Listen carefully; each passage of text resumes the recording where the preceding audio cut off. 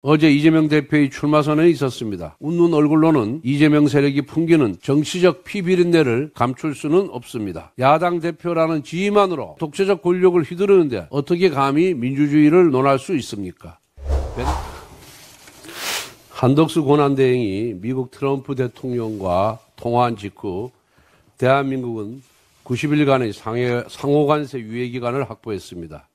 이 시간만큼은 초당적인 국익 확보와 대외 협상력 제고에 총력을 다해야 마땅합니다. 그런데 지금 이재명 세력은 무엇을 하고 있습니까? 오는 16일 경제 컨트롤 타워인 최상목 경제부총리에 대한 탄핵 청문회를 강행하고 한국은행 총재, 금융위원장, 금감원장과 같은 경제금융수장들까지 줄줄이 증인석에 세우겠다고 겁박하고 있습니다. 세계 주요국들이 경제위기 대응과 관세 협상에 총력을 기울이는 지금 이재명 세력은 오히려 국가 리더십을 흔들며 경제 리스크를 자초하는 정쟁에 몰두하고 있는 것입니다. 그 결과는 자명합니다. 환율은 오르고 외국인 자금은 이탈할 것입니다. 대외 협상력은 약화될 것입니다. 이로 인해 국민에게 돌아가야 할 국부는 줄어들고 우리 경제는 더 깊은 위기에 빠져들게 될 것입니다. 이 가운데 가장 큰 피해자는 누구입니까? 바로 서민입니다. 월세와 식비 사이에서 하루하루를 저울질하는 청년, 대출이자 부담에 눈물로 폐업을 결정한 자영업자, 버티고 버티다 아이에게 이번 달은 학원을 좀 쉬자라고 말하는 부모들까지 이 모든 고통이 이재명 세력의 손끝에서 현실이 되고 있습니다. 이처럼 이재명 대표 한 사람의 정치적 야망을 위한 탄핵 청문회 쇼는 국민의 삶을 정략의 제물로 삼는 반민생 정치이자 대한민국 경제를 향한 내란 행위이며 관세 전쟁 중 국익을 배신한 이적 행위입니다.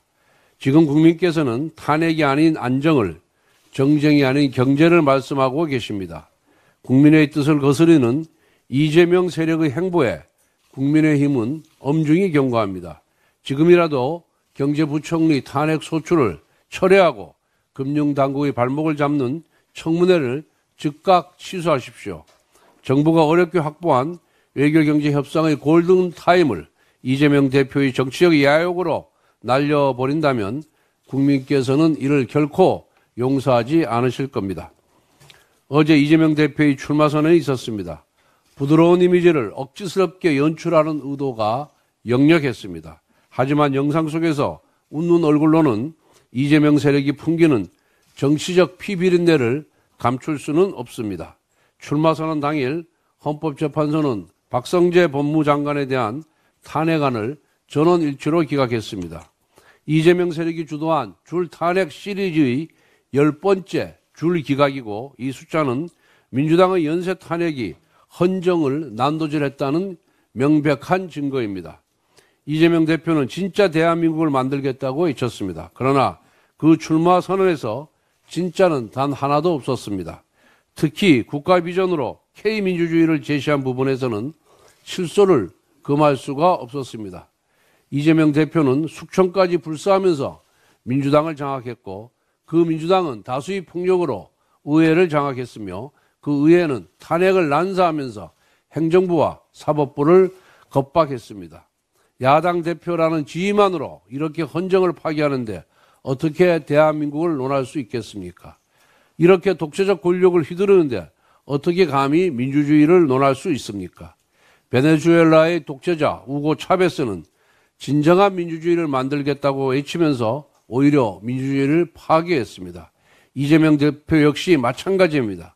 본인이 말한 K민주주의에서 K는 코리아가 아니라 킬인 것입니다. 나아가 이재명 대표가 말한 실용주의 역시 거짓말입니다.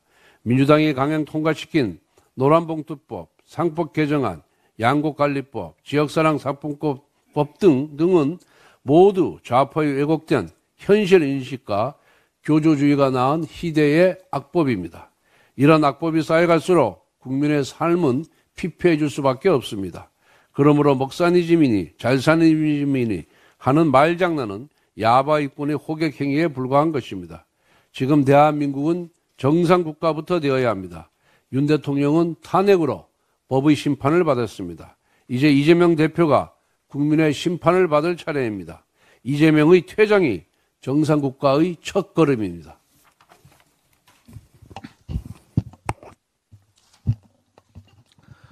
국민의힘이 AI 산업 발전을